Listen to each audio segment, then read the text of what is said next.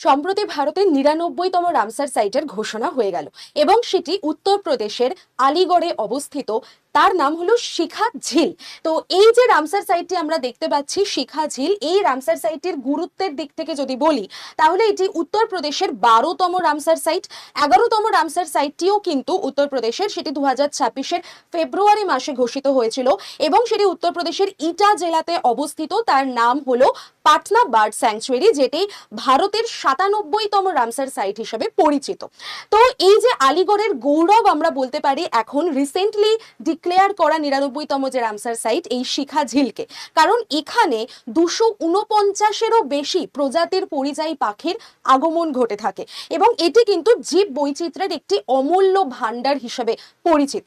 এবং জেনে রাখো যে এটি সেন্ট্রাল এশিয়ান ফ্লাইওয়ের একটি গুরুত্বপূর্ণ বিরতিস্থল হিসেবেও পরিচিত, যেখানে মানব সৃষ্ট এবং প্রাকৃতিক পরিবেশের সমন্বয়, অর্থাৎ আর্টিফিশিয়াল এবং ন্যাচারাল দুটোরই সমন্বয় আমরা এখানে দেখতে পাই। যদিও শিখা ঝিল একটি ন্যাচারালি তৈরি ওয়েটল্যান্ড, যেটিকে এখন রামসার সাইট হিসেবে ঘোষণা করা হয়েছে। ১৮৫০-এর দশকে আপার গঞ্জেস ক্যানেল তৈরির ফলে এই জলাভূমিটির সৃষ্টি হয়েছিল এবং এটি এখন কিন্তু উত্তরপ্রদেশের একটি সম্পদ বলতে পারো।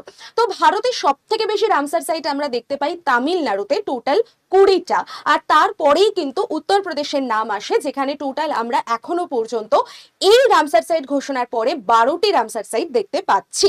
ওকে, আর ভারত কবে রামসার সাইটে প্রথম কনভেনশনে সাইন করেছিল? সালটা হচ্ছে ১৯৮২ সাল। তার ঠিক আগের বছর অর্থাৎ ১৯৮১ সালে ভারত থেকে প্রথম দুটি রামসার সাইটের ঘোষণা করা হয়, যেটি প্রথমটি হলো উড়িষ্যার চিলিকা লেক এবং সেকেন্ডটা হলো রাজস্থানের কেওলাদেও। এবার প্রশ্ন হচ্ছে, আমরা এই জলাভূমি দিবস বা রামসার ডে কবে পালন করে থাকি? ২ ফেব্রুয়ারি।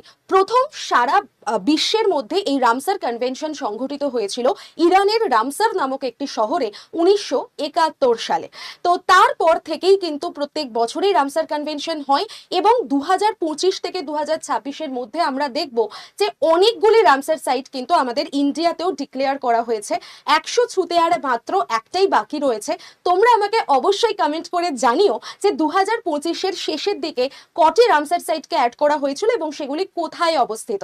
তো এরকম ইনফরমেশন যদি আরো পেতে হয় অবশ্যই চ্যানেলটাকে সাবস্ক্রাইব করে রাখো, আর ভিডিওটা ভালো লাগলে প্রচুর পরিমাণে শেয়ার এবং লাইক করে দিও।